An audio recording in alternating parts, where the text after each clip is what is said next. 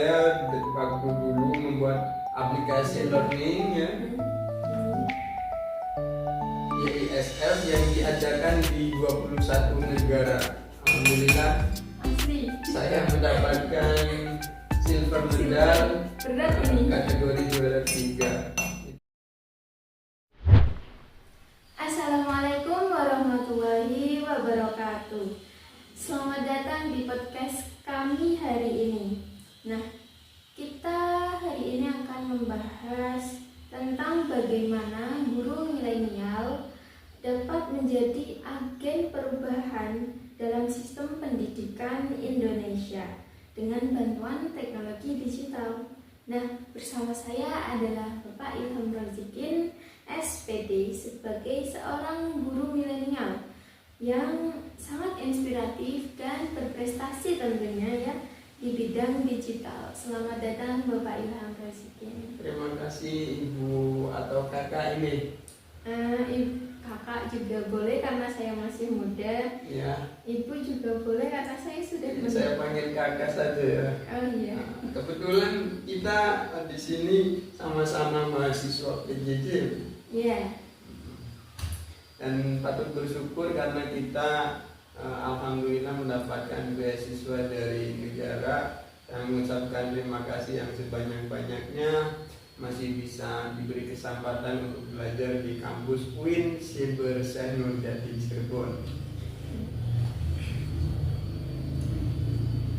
Nah, sudah siap belum nih Pak berbagi pengalaman dan pengetahuannya di bidang teknologi digital,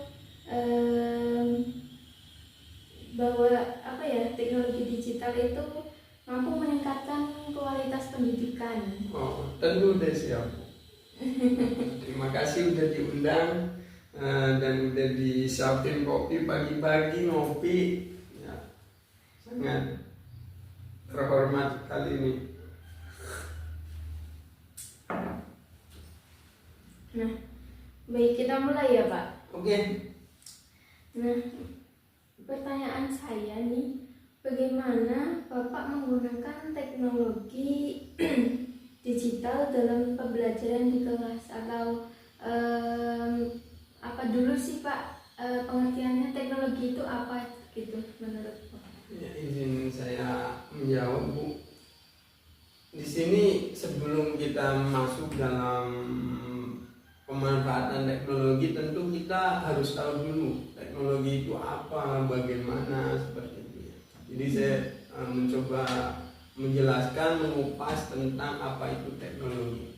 Teman-teman perlu diketahui bahwa teknologi adalah suatu ilmu terapan ya, yang mana hasil dari sebuah ilmu yang kemudian diterapkan ya, diaplikasikan menjadi suatu alat.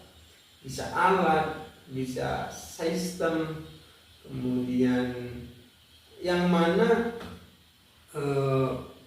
alat tersebut atau sistem tersebut bisa bermanfaat untuk meringankan beban kerja misalnya, atau memudahkan seseorang dalam melakukan pekerjaan. Dan contohnya apa? Contohnya banyak sekali. Teknologi digital misalnya dalam revolusi industri 4.0 ya, dalam industri manufaktur, industri pabrik misalnya ya kan, kemudian dalam dunia pendidikan, dalam dunia kesehatan, begitu Ibu, sehingga seseorang itu sangat mudah dalam mengerjakan sesuatu karena semuanya baik by system dengan media. Kemudian beda dengan zaman dahulu yang mana kita kembali di misalnya 25 tahun yang lalu, kita misal mengajar dengan metode kapur ya, kemudian nggak punya media yang lain seperti yang ringan saja, kertas print-printan seperti itu, bergambar, itu kan sangat menyulitkan guru dalam mentransfer ilmu. sehingga guru di situ berpikir keras bagaimana mencerdaskan murid dengan media yang terbatas. Nah, sudah seharusnya kita sebagai generasi milenial tentunya, kalau kita sebagai guru harus memanfaatkan teknologi itu seperti itu. Mungkin itu saja untuk pembukaannya. Gimana? Sangat luar biasa sekali ya, Iya. Bapak. Nah, itu pemaparan yang sangat menarik ya Pak ya. Iya. Nah, bagaimana Bapak memastikan siswa itu dapat menggunakan teknologi digital dengan efektif dan aman tentunya? Jadi kita akan mendalam dalam sebuah pendidikan yang mana dibantu dengan teknologi digital. Kalau ini pertanyaannya pada siswa, izin saya menjawab. Jadi siswa itu sekarang itu gampang Bu. Mereka belajar tidak harus atau tatap muka, yang nggak harus ketemu dengan guru, mendengarkan, memperhatikan seperti itu. Sekarang canggih sekali. Jarak luar negeri sampai Indonesia misal, itu sudah bisa belajar dengan apa? Bantuan teknologi, ya, melalui platform Zoom, Meet, WA dan lain sebagainya, ya kan? Atau daring seperti kita di PJJ, ya kan Bu? Kita kuliah jarak jauh, nggak harus ketemu dosen secara langsung, virtual ya, pakai Damel, LMS, portal, kemudian memanfaatkan media Zoom, game. Nah itu seharusnya siswa itu kita motivasi, karena kita nggak bisa menjudge bahwa siswa itu malas seperti ini. Tidak bisa. Kita sebagai guru harus memotivasi mereka bahwa digital itu sangat berperan penting dalam meningkatkan kualitas belajar, meningkatkan pemahaman siswa terhadap materi. Seperti itu Ibu. Jadi karena siswa sekarang umur bayi baru lahir aja udah megang HP ya Bu. Iya. Ya tentunya yang udah sekolah, yang udah difasilitasi HP oleh orang tua bisa memanfaatkan lebih. Seperti itu Bu. Berarti meskipun teknologi sekarang sudah sangat merebak ya, sudah sangat canggih, tentunya siswa juga masih membutuhkan peran kita ya sebagai seorang guru. Betul. Artinya guru di sini sangat berperan dalam hal misalnya memberikan arahan bagaimana siswa itu tidak menyalahgunakan perkembangan teknologi, karena kita tahu sendiri bahwa teknologi berkembang itu sangat-sangat membawa dampak, baik itu dampak yang positif, dampak yang negatif, sehingga apabila anak muda, siswa khususnya yang masih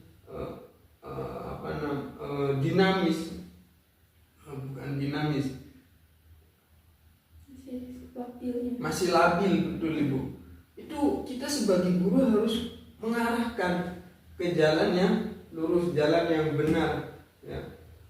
Kalau bayangin kalau siswa tanpa arahan, bahkan orang tua sekarang saking sibuknya ya, dunia kasih kerja, HP tinggal kerja kasih berarti HP, betul aja Bu. ya. Berangkat petang, pulang petang, ya kan? Sampai nggak mengurusi anaknya ya.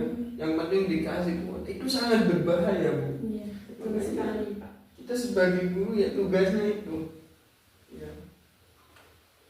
Mungkin itu. Nah terus penggunaan digital itu contohnya kalau di dalam pembelajaran kelas itu bagaimana Pak? Apakah siswa boleh membawa gadget atau bagaimana? Baik, perlu kita ketahui dunia pendidikan itu berbagai macam sesuai dengan kurikulum dan karakternya masing-masing. Ada lembaga pendidikan yang membolehkan siswa membawa HP atau gadget, itu kan biasanya pendidikan yang basisnya modern. Kemudian ada dunia pendidikan, lembaga pendidikan yang memang siswa itu tidak diperkenankan membawa HP, seperti lembaga-lembaga pesantren salaf seperti itu kan memang tidak diperkenankan membawa HP. Bagaimana sih penggunaan atau penerapan digital itu dalam pendidikan? Jadi semua itu ada plus minusnya, tergantung bagaimana cara kita menyikapinya. Kalau dalam lembaga yang modern atau dunia pendidikan yang modern, siswa diperbolehkan membawa HP, itu guru harus lebih ekstra, karena kita dimanjakan teknologi juga kita harus bisa mengkontrol Bu. Artinya oke lah, di dalam kelas kita bisa mengontrol dengan memanfaatkan teknologi yang ada. Ketika udah di luar kelas, ketika tidak sudah dalam pembelajaran, wah, siswa itu beraneka macam. Ada yang buka game, ada yang buka ini itu medsos, ada yang buka, bahkan siswa sekarang tuh seram ya, tanpa dikasih tahu udah tahu. Membuka situs-situs yang tidak wajar. Nah itu ya, kalau kita sebagai guru dalam pembelajaran ya dimaksimalkan dengan cara kita membuat media berbasis teknologi. Kalau saya mau sharing itu, ya alhamdulillah pernah berprestasi Bu, dulu saat sekolah membuat media pembelajaran berbasis aplikasi learning. Oh, electronic learning gitu ya. Kalau judulnya itu biocard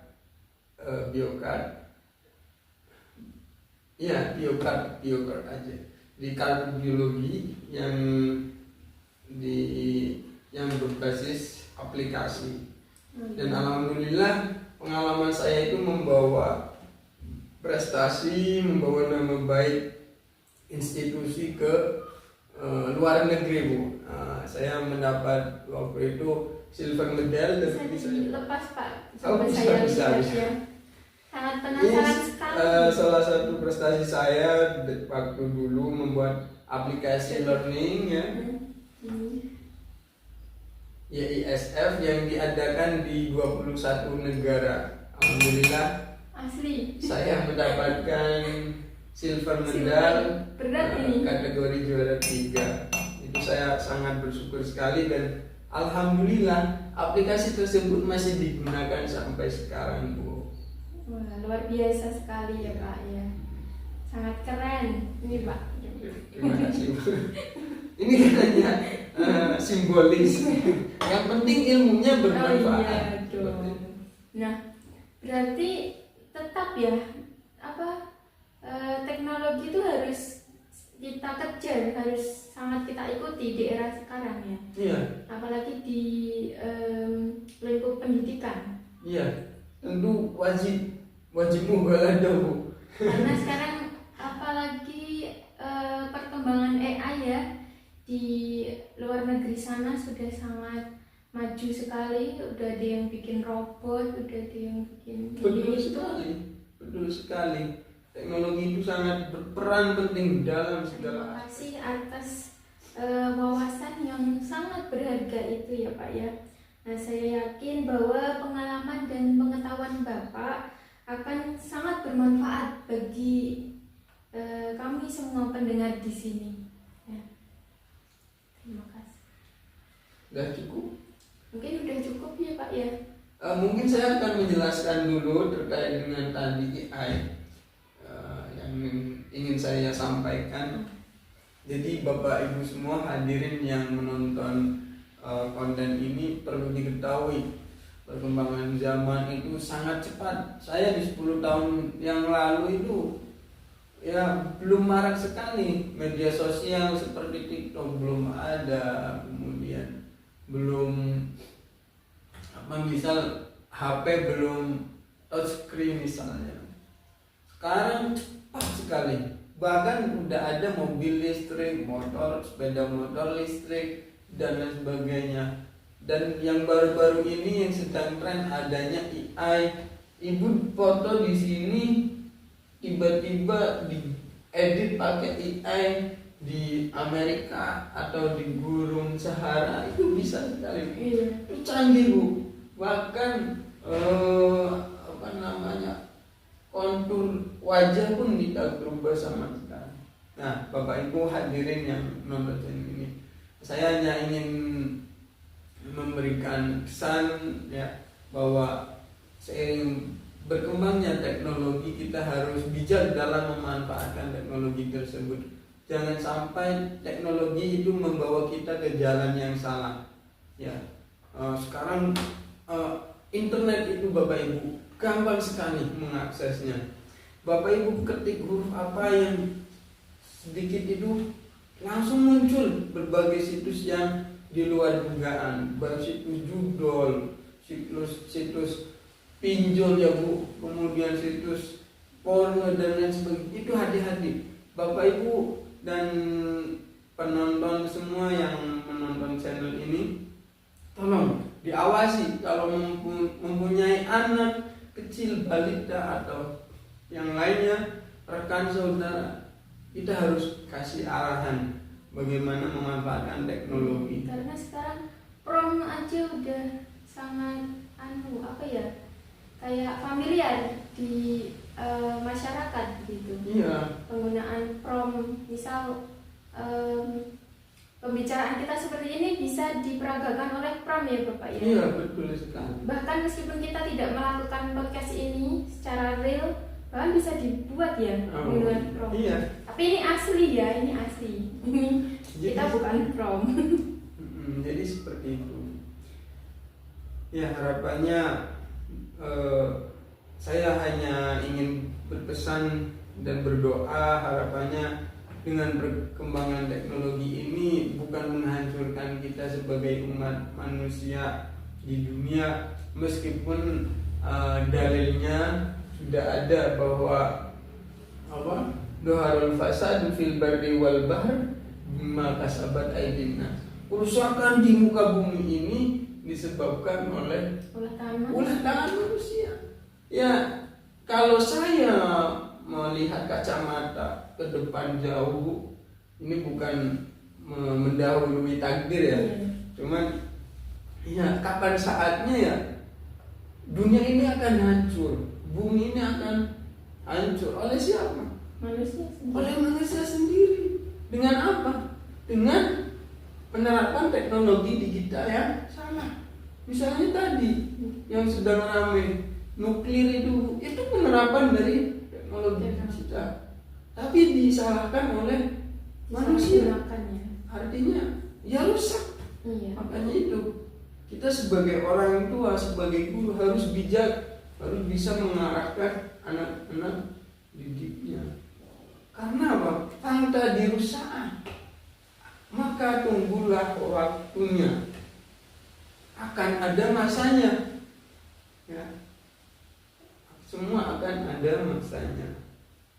Makanya sebagai umat muslim khususnya kita harus berbijak memanfaatkan teknologi yang berkembang saat ini dengan baik. Mungkin itu saja Bu. Semoga bermanfaat. Terima kasih. Iya, saya yang terima kasih ya Pak sudah berkenan sebagai. Mungkin Ibu bisa sharing pengalaman Ibu tentang teknologi. Mungkin banyak ilmu yang Ibu miliki belum